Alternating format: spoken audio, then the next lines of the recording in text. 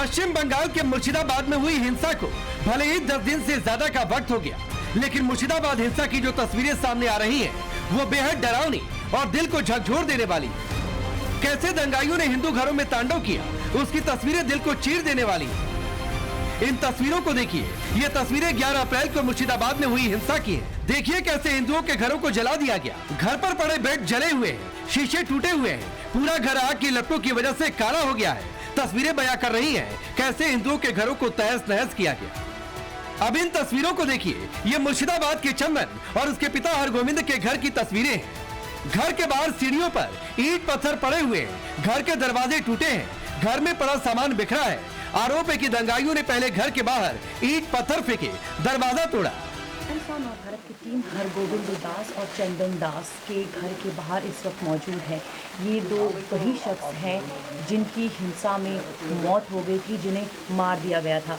हरगोविंद दास और चंदन दास इसी घर में रहते थे, लेकिन सबसे पहले आपको ये तस्वीरें दिखाएंगे। घर पे जाने से पहले ये 1 2 3 4 5 सीढ़ियाँ हैं, लेकिन सीढ़ियों के पहले आप देखिए, आपको ईंट पत्थर कंकड़ ये सब नजर आएगा। अब ऊपर धीरे धीरे हम जाएंगे और आपको बताएंगे कि कैसे पहले अंदर जाने से पहले दरवाजे पर वार किया गया ताकि पूरी की पूरी भीड़ अंदर जा सके।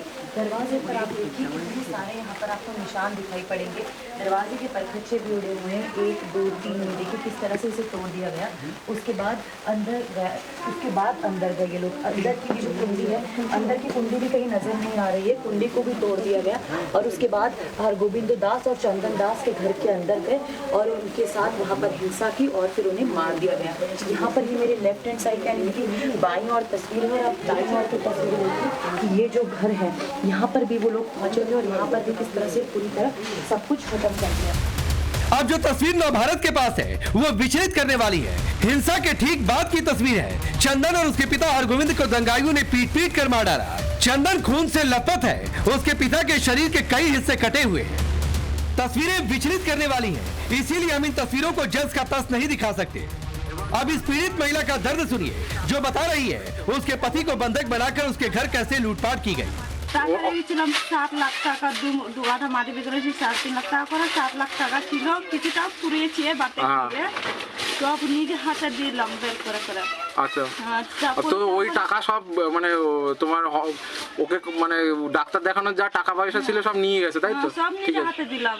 ঠিক আছে, কোনো 4 ছিল, তাও দিলাম। নিজের স্বামীকে টুটি রেখে এসা लग गया আছে, বলছে कि জিনিস কি দাও না তোমার স্বামীকে মেরে ফেলছি। तस्वीरें डरावनी है।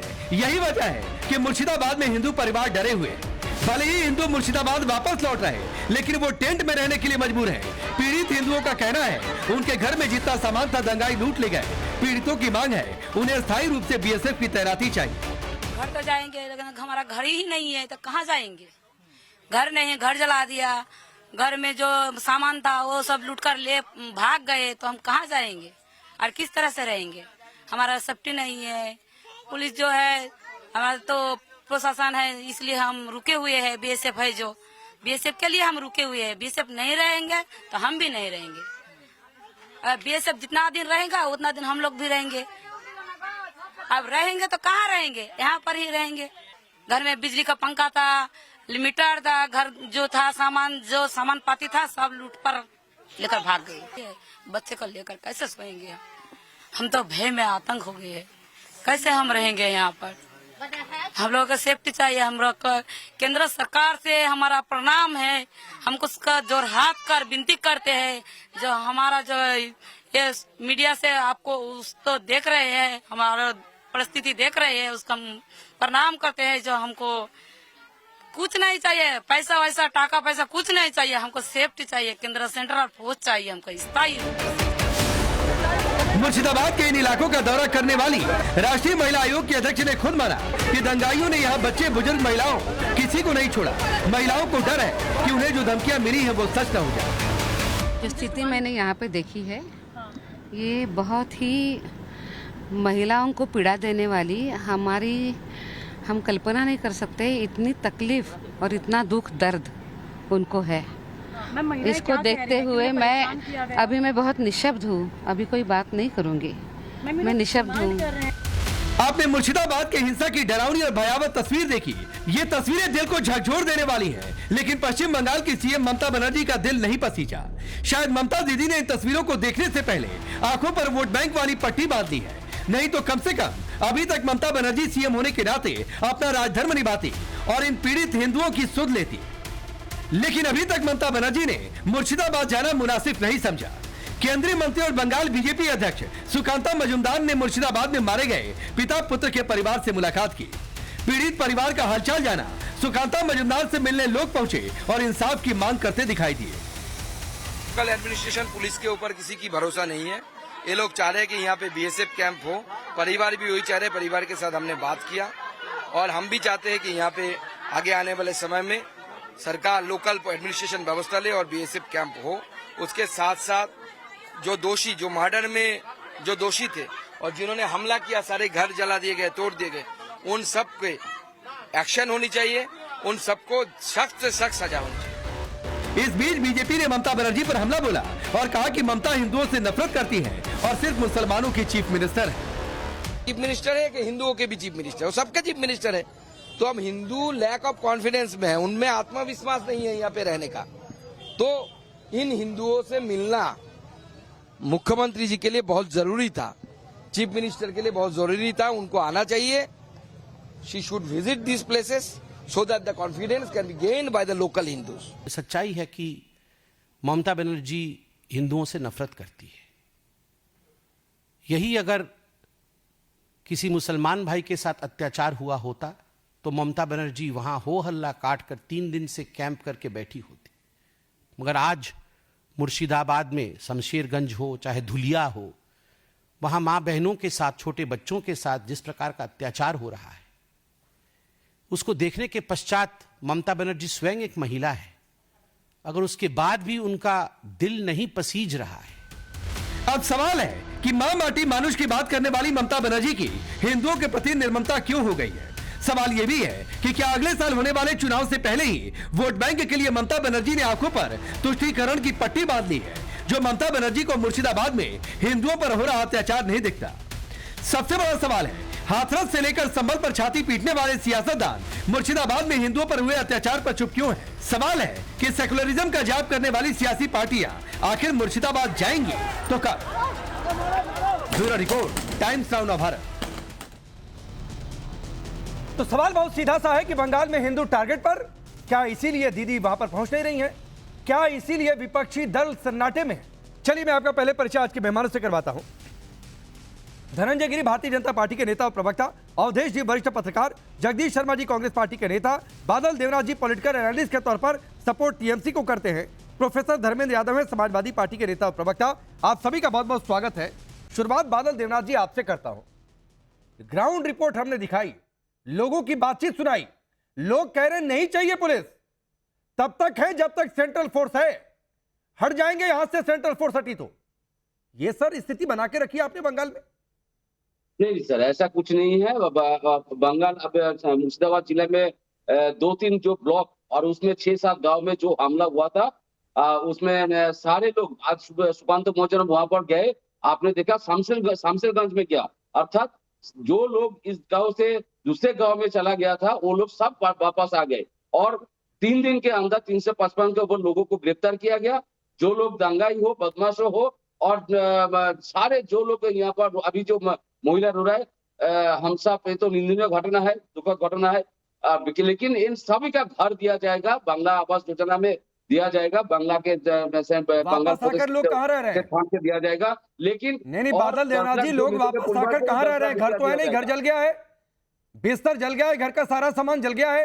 तो चाहे वहां राहत कैंप में रखिए, चाहे उनके शहर में ले आकर राहत कैंप में रखिए, रख तो राहत कैंप में रहे हैं। ऐसे मत बोलिए, जो हिंदू है वो भी हमारा ऐसे नहीं बोले, मतलब ममता दीदी भी हिंदू है, वो ब्राह्मण है, मैं भी ब्राह्मण। नहीं, बोलने का तरीका आपसे सीख ले, जो हिंदू लोगों को बादल देवनाथ जी बोलने का तरीका सीख ले, सवाल पूछने का तरीका आपसे सीख ले। ये अलग बात है सर, ऐसा मत बोलिए। हम लोग का भी नहीं तो कैसा बोले, बताइए कैसा बोले। सांसद जो है वहाँ का लोकल जो सांसद है, कांग्रेस के सांसद, अरे तो कैसा बोले? मैं पूछ तो रहा हूँ ना बादल देवनाथ जी, आपने कहा लोगों को उनके शहर गांव में लेकर चले आए, लोकल एडमिनिस्ट्रेशन। तो भाई चाहे बाहर राहत कैंप में रख रहे थे, चाहे उनके गांव में ले आकर राहत कैंप में रखे, घर तो जला हुआ है, घर पर अभी भी पत्थर पड़े हुए हैं।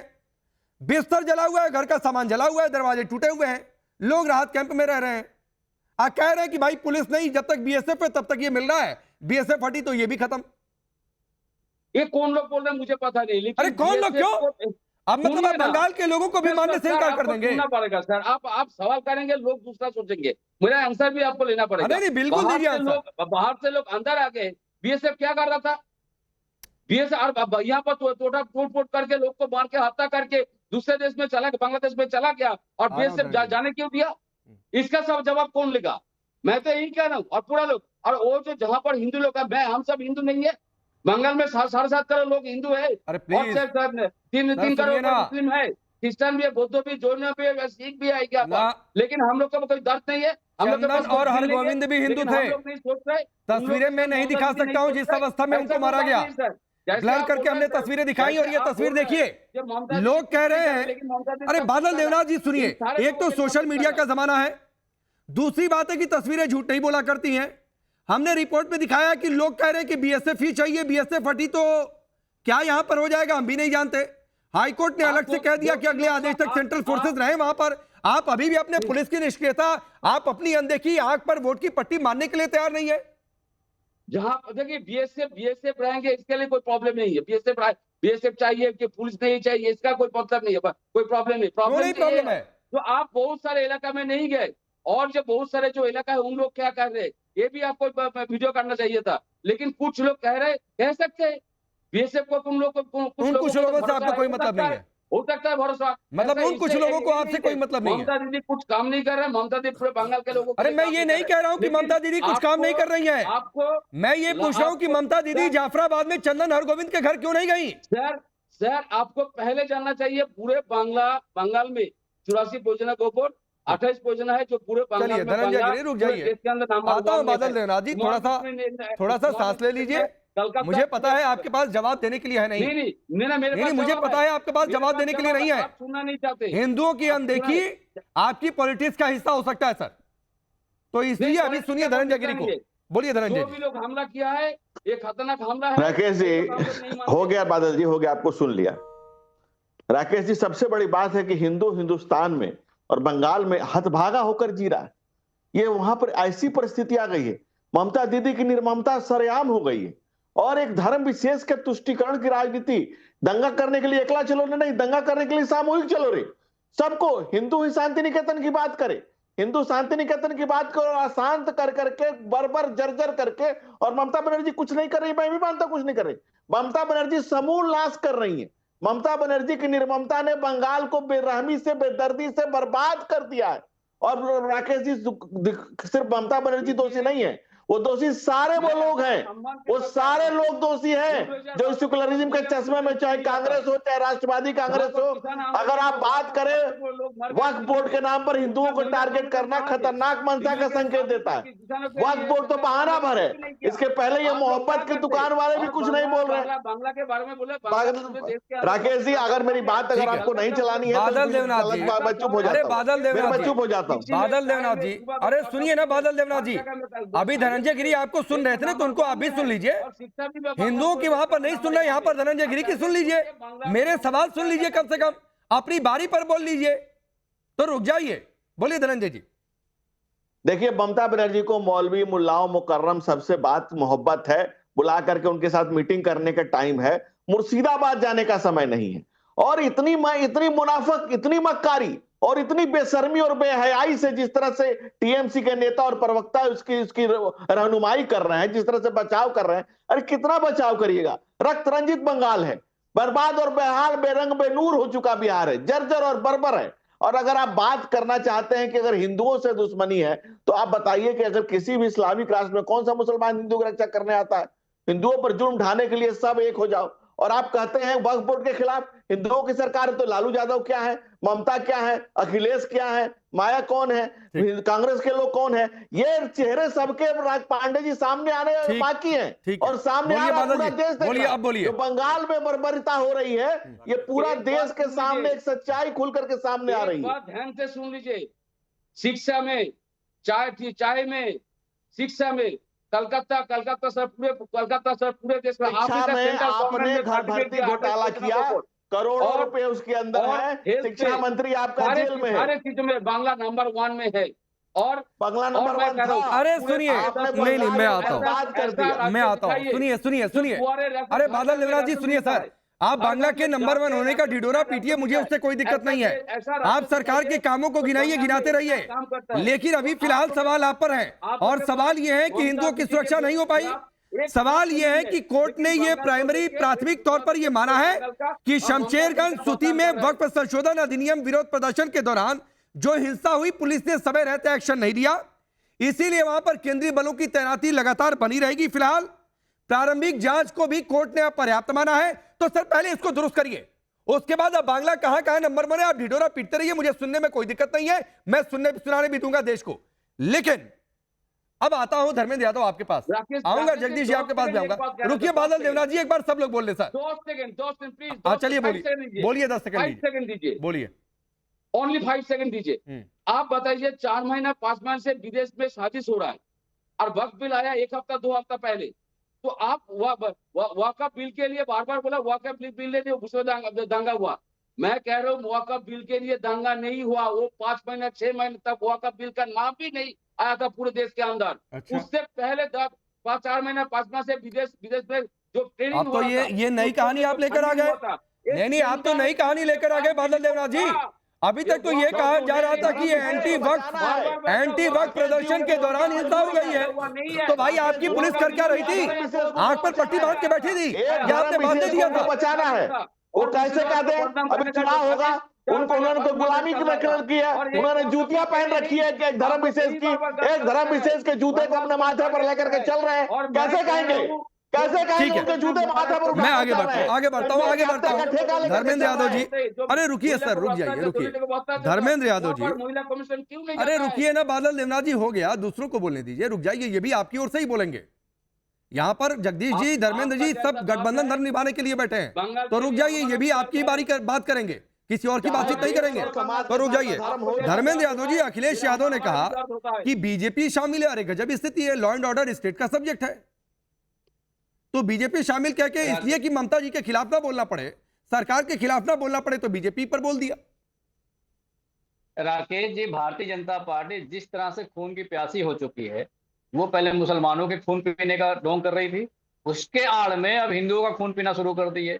मुंबई में जैन धर्म के मंदिर को तोड़ दिया, जमीन लेने की इतनी ज्यादा बेताबी है। अगर अनपढ़ गंवार जाहिलों को आप बुलाते हैं, अगर ये खून के प्यासे लोगों को आप बुलाते हैं, हाईली ऑब्जेक्ट। अगर ऐसे घटिया लोग अनपढ़ गंवार जाहिल नकारे न, एक मिनट मैं बीच में आता हूँ, अभी दोनों लोग शांत।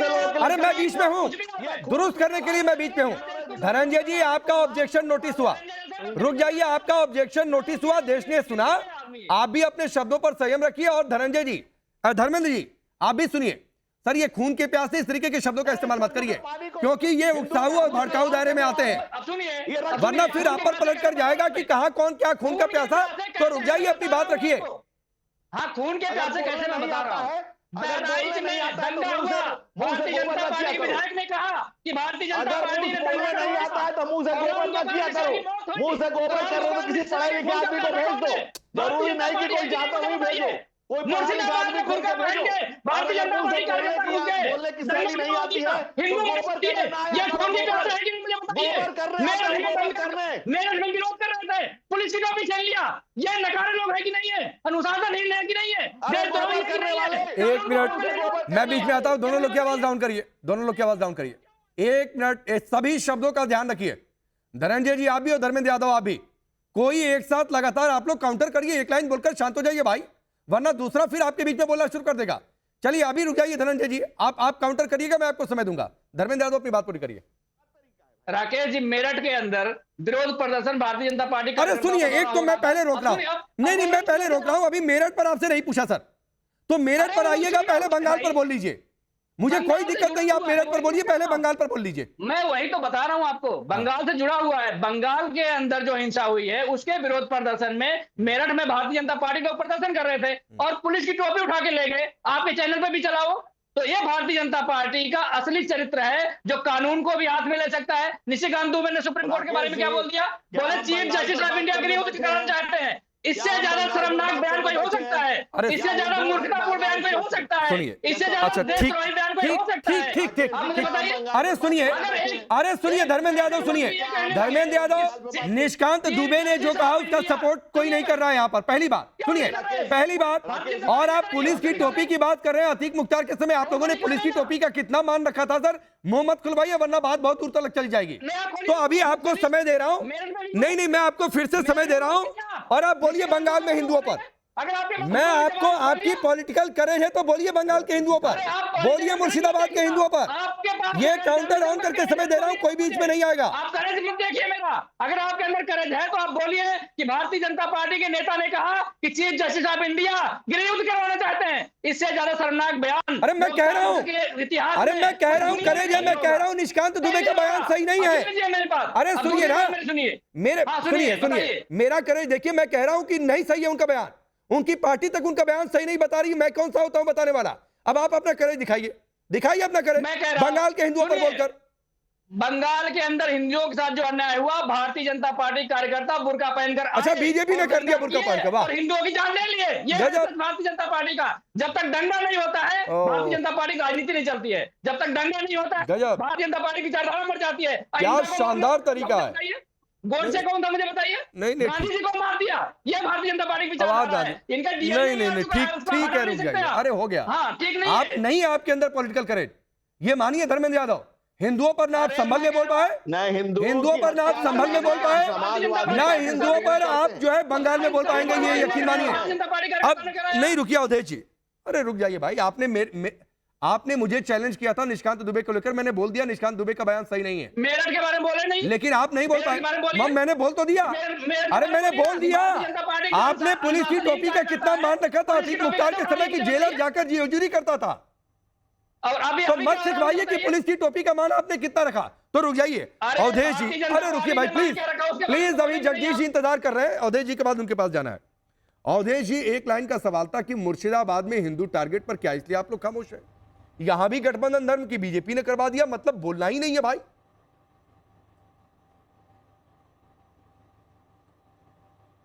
नहीं तो इसमें आश्चर्य की क्या बात है? जब पश्चिम बंगाल की पुलिस अपनी रिपोर्ट में हाई कोर्ट को बता रही है कि हिंसा कैसे हुआ, पश्चिम बंगाल की पुलिस को पहली बार लगा है कि भैया अब सिर से पानी ऊपर उठ गया है, बहुत ज्यादा हम छिपा नहीं सकते हैं, जब हमारे ही जान पर नौबत आ गई है। जरा उस रिपोर्ट को 34 पेज की वो रिपोर्ट है, उसमें पुलिस कह रही है कि 4 तारीख से विरोध शुरू हुआ, हिंसा 8 तारीख, 11 तारीख, 12 तारीख, 13 तारीख को हुई है। और पहले 8 से 10 हजार लोग इकट्ठे हुए, 4 से 5 हजार लोग आगे बढ़ते हैं और किस ढंग से पत्थरबाजी शुरू करते हैं, पुलिस से मोर्चाबंदी करते हैं, एसडीओ के हाथ से लोडेड पिस्तौल छीन लेते हैं। और रात में नौबत यह आ जाती है कि जिला पुलिस को छिप के जान बचानी पड़ती है और लिखना पड़ता है कि बीएसएफ को भेजिए। और उस बीएसएफ पर भारत के इतिहास का यह पहला अवसर है आजाद भारत का कि एक संविधान के तहत शपथ लेने वाली मुख्यमंत्री बीएसएफ, जिस पर सीमा सुरक्षा की जिम्मेवारी है, वो कह रही है कि बीएसएफ ने उधर से बुला के दंगे करवा दिए हैं।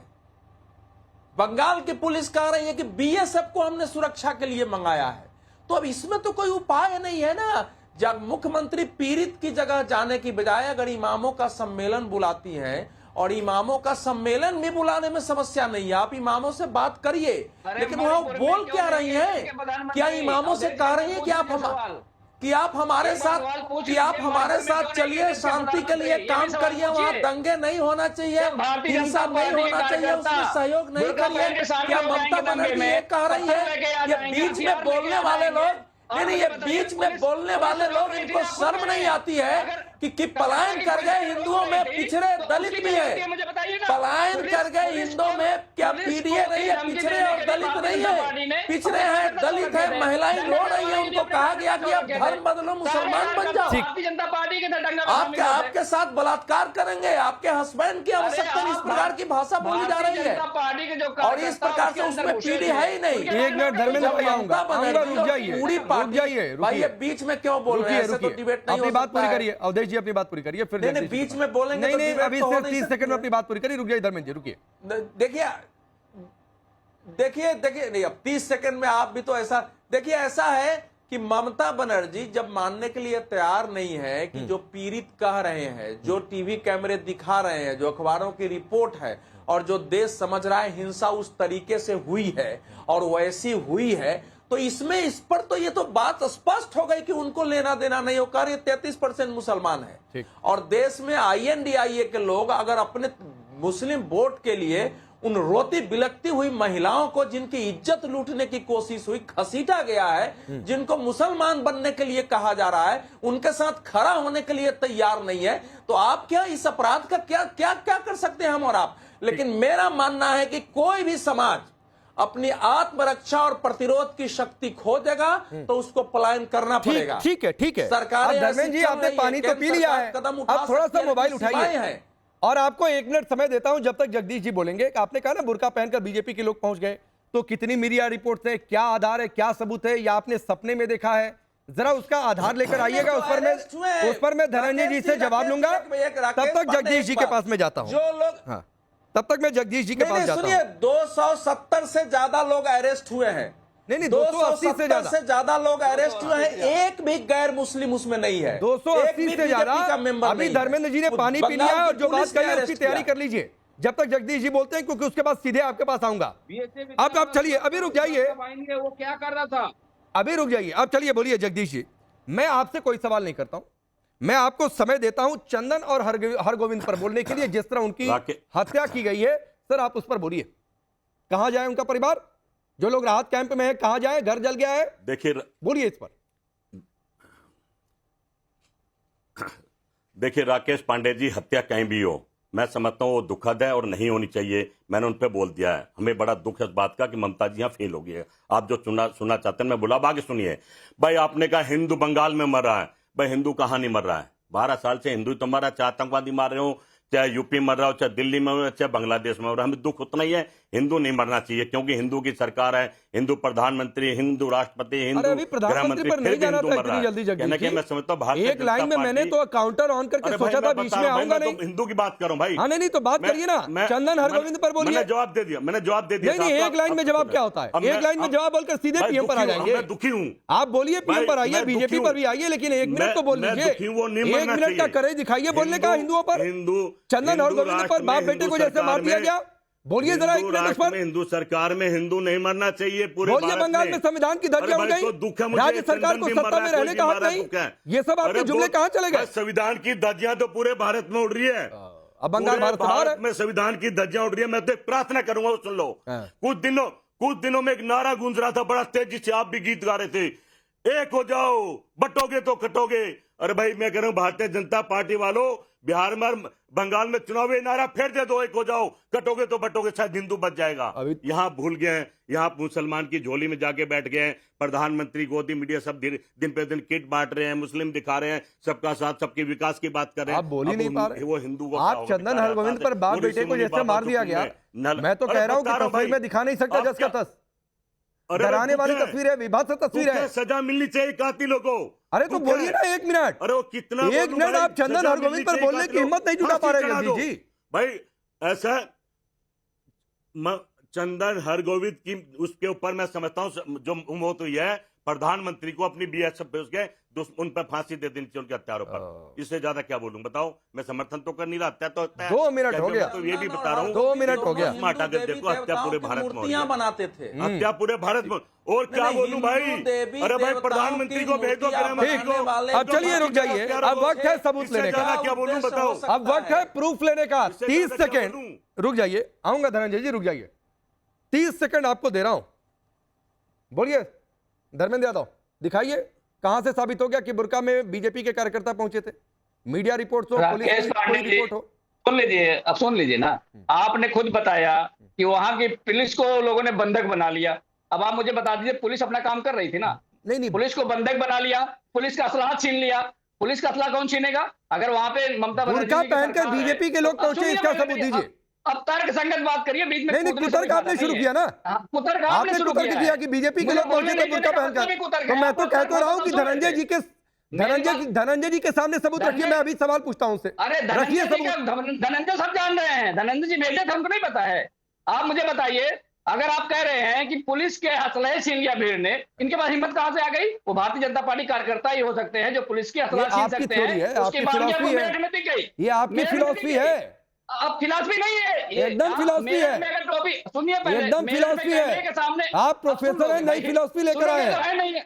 अब सुनोगे तो मैं फिलॉसफी का नहीं हो गया भाई, आप सबूत नहीं दे पाए। अब चलिए रुक जाइए, मैंने पहले ही कहा था धर्मेंद्र यादव को 30 सेकंड दूंगा, 1 मिनट से ज्यादा समय दिया। 10 सेकंड चलिए लीजिए 10 सेकंड। 10 सेकंड दीजिए। राकेश जी, मेरठ के अंदर कैमरे के सामने अगर पुलिस की टोपी छीन सकती है भारतीय जनता पार्टी का अधिकृत कार्यकर्ता, तो आप समझो कैमरे के बाहर क्या करते हैं। छोड़िए ना सर, पुलिस की टोपी पर कहां जा रहे हैं?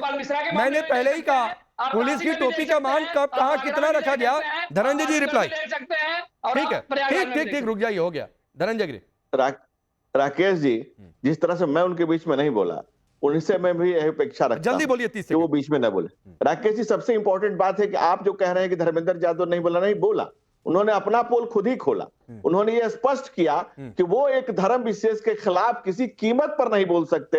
हिंदू हिंदुस्तान में हतभागा बनकर जिए और वो मरे या उनके रक्त से इनकी टोपी का रंग लाल हो जाए, उससे इनको कोई मतलब नहीं है। ठीक।